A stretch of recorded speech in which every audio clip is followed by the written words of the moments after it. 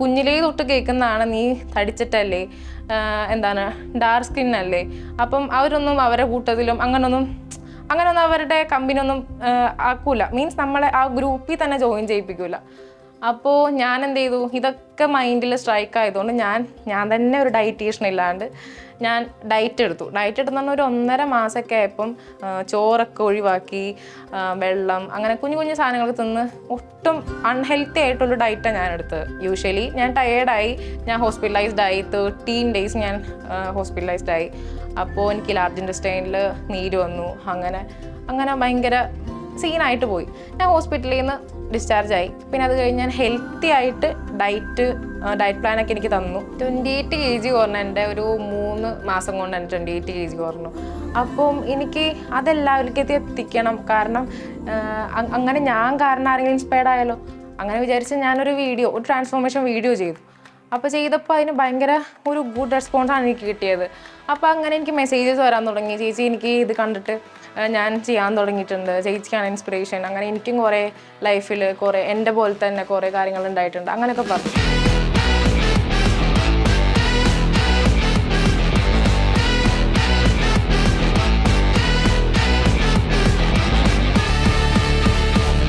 ഒരു മോസ്റ്റ്ലി ഒരു നല്ല വൈറലായൊരു വീഡിയോ ഉണ്ടായി. അതൊരു മൂക്കുത്തുന്ന വീഡിയോ ആണ്. 9th വെച്ചിട്ടാണ് മൂക്കുത്തിയത്. അപ്പോൾ സ്കൂളിൽ പോയപ്പോൾ എനിക്ക് വളരെ ഒരു ബാഡ് എക്സ്പീരിയൻസ് ഉണ്ടായിരുന്നു. മൂക്കുത്തി കഴിഞ്ഞിട്ട് പിറ്റേ ദിവസം പോണത് ടൂറിനാണ് പോകുന്നത്. അപ്പോൾ ടൂറിന് പോയപ്പം LKG തൊട്ട് +2 വരെയുള്ള സ്റ്റുഡൻസ് ഉണ്ട്.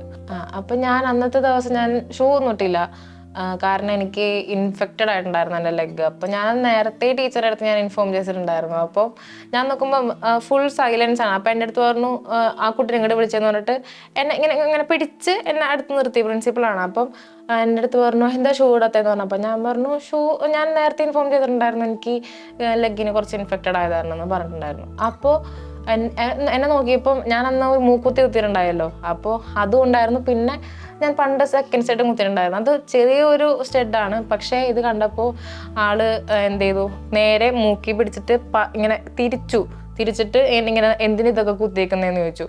അവിടുത്തെ ടീച്ചേഴ്സൊക്കെ സെക്കൻഡ് സ്റ്റെഡും മൂക്കെല്ലാം കുത്തിയിട്ടുണ്ട്.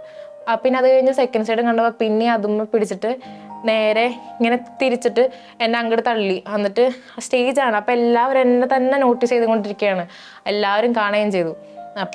അപ്പം പിന്നെ നമ്മൾ യൂഷ്വലി കരഞ്ഞു പോകുമല്ലോ. അപ്പോൾ ഞാൻ കരഞ്ഞു. അപ്പം എൻ്റെ അടുത്ത് പറഞ്ഞു, പഠിക്കാനല്ല വരണേന്ന് ഓൾറെഡി ഞങ്ങൾക്ക് അറിയാം. അത് കഴിഞ്ഞിട്ട് നേരെ സ്കൂൾ ബസ്സിൽ കയറാൻ പറഞ്ഞു എൻ്റെ അടുത്ത്. അപ്പം കരഞ്ഞിരിക്കാൻ നമ്മളെങ്ങനെ സ്കൂൾ ബസ്സിൽ കയറാം. അപ്പം ഞാൻ പറഞ്ഞു, ഇല്ല എനിക്ക് പറ്റൂല, എൻ്റെ അമ്മനൊന്ന് വിളിക്കൂ. കാരണം അപ്പോൾ പറഞ്ഞു, അപ്പം എൻ്റെ മുടി എന്ന് വെച്ചിട്ടുണ്ടെങ്കിൽ മെടഞ്ഞിട്ടിട്ടുണ്ടായിരുന്നില്ല, ഞാൻ ഇങ്ങനെ പോണിട്ടേൽ കെട്ടിയിട്ടുണ്ടായിരുന്നുള്ളൂ. അപ്പം എന്നോട് പറഞ്ഞു, എന്നിട്ട് അഴിച്ചിട്ട് രണ്ടാമത് കെട്ടാൻ പറഞ്ഞു. അപ്പം അങ്ങനെ രണ്ടാമത് അങ്ങനെ നിന്ന് കരഞ്ഞ് എന്നെ ഇങ്ങനെ കെട്ടി. അപ്പോൾ അത് കഴിഞ്ഞിട്ട് പിന്നെ എന്നോട് ബസ്സിൽ കയറാൻ പറഞ്ഞ് നേരെ കരഞ്ഞ് എന്നെ കൊണ്ടുവന്ന്. അങ്ങനെ ആ ഒരു ഇൻസിഡൻറ്റ് മൈൻഡിൽ ഭയങ്കരമായിട്ട് സ്ട്രൈക്ക് ചെയ്ത കാര്യമാണ്. അപ്പോൾ ഞാനത് പിന്നെ വീട്ടിലൊന്നും മിണ്ടാണ്ടൊക്കെ അങ്ങനെ അതൊരു ഡിപ്രസ്ഡ് ആയിപ്പോയി ഞാൻ ആകെ. കാരണം ഇത്രയും പേര് എന്നെ നോട്ടീസ് ചെയ്തു, ഞാൻ ഇനി ആ സ്കൂളിൽ ചെല്ലേണ്ടതാണ്. അപ്പോൾ ഞാൻ അത്രയും ഡിപ്രസ്ഡ് ആയിപ്പോയി. അപ്പോൾ എന്ന് വെച്ചിട്ടുണ്ടെങ്കിൽ ഞാൻ ഈ വീഡിയോ എൻ്റെ കയ്യിൽ കിടപ്പുണ്ടായിരുന്നു, അന്ന് എടുത്ത വീഡിയോ മൂക്കുത്തിരി. അപ്പോൾ ഞാൻ എന്ത് ചെയ്തു, ഡയറക്റ്റ്ലി ഒരു മ്യൂസിക് ഇട്ടിട്ട് നേരെ അപ്ലോഡ് ചെയ്തു. അങ്ങനെ കുറച്ച് നേരം കഴിഞ്ഞപ്പം അച്ഛൻ ഫേസ്ബുക്ക് എടുത്തിട്ടിരിക്കുന്ന ടൈമിൽ നിന്റെ വീഡിയോ ഇല്ലെന്ന് പറഞ്ഞു. അപ്പം എനിക്ക് ആ വീഡിയോയ്ക്ക് 6 million ലൈക്സും 60 million വ്യൂസൊക്കെ കിട്ടിയിട്ടുണ്ടായിരുന്നു. അപ്പം ഫ്രണ്ട്സിൻ്റെ ഇടയിലാണെങ്കിലും റിലേറ്റീവ്സ് ഒക്കെ ആണെങ്കിലും ഷെയർ ചെയ്ത് തരും, നിന്റെ വീഡിയോ വൈറലായി എന്നൊക്കെ പറഞ്ഞിട്ട്. പിന്നെ യൂട്യൂബിലാണെങ്കിലും അതൊക്കെ ട്രെൻഡിങ് ആയിരുന്നു. അപ്പം നമ്മളെല്ലാ നെഗറ്റീവ്സിനെയും പോസിറ്റീവായിട്ട് എടുക്കുക.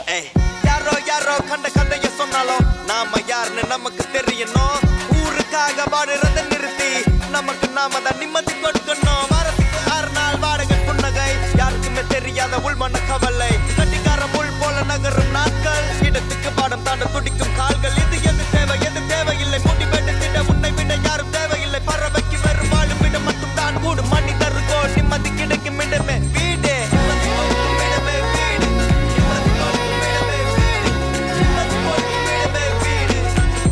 ഇൻസ്റ്റാഗ്രാമിലൊക്കെ ഒരുപാട് വൈറലാണ് നോ ഫിൽറ്റർ എന്ന് പറഞ്ഞ ഒരു #. അത് ഞാനും എൻ്റെ ഫ്രണ്ടും ആണ് അത് റിലീസ് ചെയ്തത്. പണ്ടൊക്കെ ഞാൻ ഒത്തിരി ഫിൽറ്റർ ഇട്ടിട്ടാണ് വീഡിയോസ് ചെയ്യാറുള്ളത്. അപ്പൊ അതില് നിനക്ക് എന്തോരം ഫിൽറ്ററാണ് ഇട്ടേക്കുന്നത്, അത് അങ്ങനെ കമന്റ്സ് തോന്നുന്നു. അപ്പൊ അങ്ങനെ വിചാരിച്ചിട്ട ഒരു വീഡിയോ ആണ് നോ ഫിൽറ്റർ വീഡിയോ. അപ്പൊ അത് പ്രേക്ഷകർ ഏറ്റെടുത്തു. പക്ഷെ അതിൽ ഒരുപാട് നെഗറ്റീവ് കമന്റ് വന്നു. നിനക്ക് ഇത്രയും കളറല്ലേ ഉള്ളൂ, ഞാൻ നിന്നെ അവിടെ വെച്ച് കണ്ടിട്ടുണ്ട്. ഈ ഇതിന്റെ മീനിങ് എന്ന് വെച്ചിട്ടുണ്ടെങ്കിൽ ഒരിക്കലും നമ്മുടെ നമ്മൾ ഫെയർ ആണെന്നല്ല അതിന്റെ അർത്ഥം. മീൻസ് അതിൽ ഫിൽറ്റർലെസ് വീഡിയോ ആണ്, അത്രേ ഉള്ളൂ. അപ്പം ആ വീഡിയോ ഇട്ടിട്ട് എന്നെ പ്രേക്ഷകർ ഒരുപാട് പേര് അത് സപ്പോർട്ട് ചെയ്തിട്ടുണ്ട്. അവരിഷ്ടപ്പെട്ട് അവർ ലൈക്ക് ചെയ്യുന്നുണ്ട്, അതിനെ വൈറലാക്കുന്നുണ്ട്. എനിക്ക് കഴിഞ്ഞ വർഷത്തെ വിഷു എനിക്ക് ഭയങ്കര സ്പെഷ്യൽ ആയിരുന്നു. കാരണം ഞങ്ങൾ തലേ ദിവസം ഫുഡ് കഴിച്ച് കിടന്ന് ഉറങ്ങിയപ്പോൾ രാത്രിയായപ്പോൾ ഈ പട്ടിയുടെ കുരയൊക്കെ ആയിട്ട് ഞങ്ങൾ എണീറ്റു. സമയം നോക്കിയപ്പോൾ ഒരു 3 മണി 3:30 ആയിട്ടാണ്. അപ്പോൾ അച്ഛൻ വിളിച്ചിട്ട് പറഞ്ഞു അടിയിലേക്ക് ഇറങ്ങി വരാൻ പറഞ്ഞു. അപ്പോൾ അടിയിലേക്ക് ഇറങ്ങി വന്നപ്പം ഞങ്ങൾ ഡോർ തുറന്നപ്പോൾ കുറേ കുഞ്ഞു കുട്ടികൾ ഈ കണിയൊക്കെ വെച്ചിട്ട് അവർ ഡാൻസ് കളിക്കുക. അപ്പോൾ അത് കണ്ടപ്പോൾ തന്നെ ഭയങ്കര പ്ലസൻ്റ് ആയി. അപ്പോൾ ഇവർ വന്നിട്ട് ചന്ദന ചേച്ചിയല്ലേ എന്ന് ചോദിച്ചു. അപ്പോൾ ഞാൻ പറഞ്ഞു അതെ പറഞ്ഞു. നമുക്ക് സെൽഫി എടുക്കാന്ന് പറഞ്ഞു. അപ്പം ഞാൻ പറഞ്ഞു അങ്ങനെ ഒരു സെൽഫി എടുത്ത് കുറേ നേരം വർത്താനം പറഞ്ഞു. അത് കഴിഞ്ഞ് അവർ പോയി. അപ്പം എനിക്ക് ആ ഒരു ഡേ എനിക്ക് ഒരിക്കലും മറക്കാൻ പറ്റില്ല. കാരണം എനിക്ക് അങ്ങനെ ഒരു ചോദ്യം തന്നെ വന്നത് ഈ ഒരു പ്ലാറ്റ്ഫോമിൽ എന്നെ കുറച്ച് പേരിങ്ങനെ അറിയണോണ്ട് മാത്രമായിരിക്കും.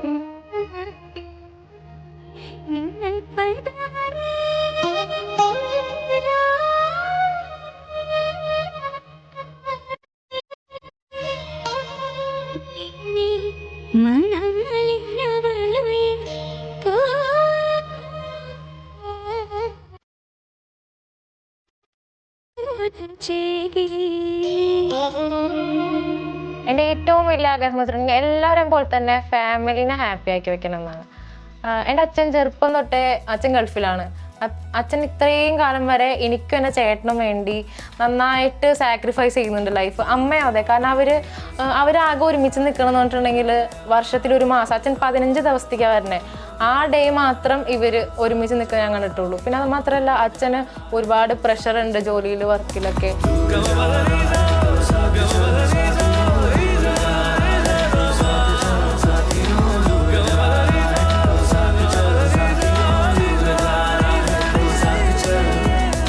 എൻ്റെ ആഗ്രഹം എന്ന് പറഞ്ഞിട്ടുണ്ടെങ്കിൽ എനിക്ക് കിട്ടുന്ന റവന്യൂ, പിന്നെ അത് മാത്രമല്ല എനിക്ക് ഇനിയുള്ള എൻ്റെ വർക്ക് കാര്യങ്ങളെല്ലാത്തിൽ നിന്നും അച്ഛനെ സേഫ് ആക്കണം. എനിക്ക് അച്ഛനൊരു ഷോപ്പ് ഇട്ട് കൊടുക്കണം. മുമ്പോട്ടുള്ള ലൈഫ് ഇത് ഹാർഡ് വർക്ക് ചെയ്ത് എങ്ങനെ ഇത് പോസിബിൾ ആക്കും എന്നുള്ളൊരു മൈൻഡ് സെറ്റ് വന്നിട്ടുണ്ട്. അപ്പം ഇതാണ് എൻ്റെ ആഗ്രഹം. ഇപ്പം എൻ്റെ അച്ഛനെ സെറ്റ് ചെയ്യണം.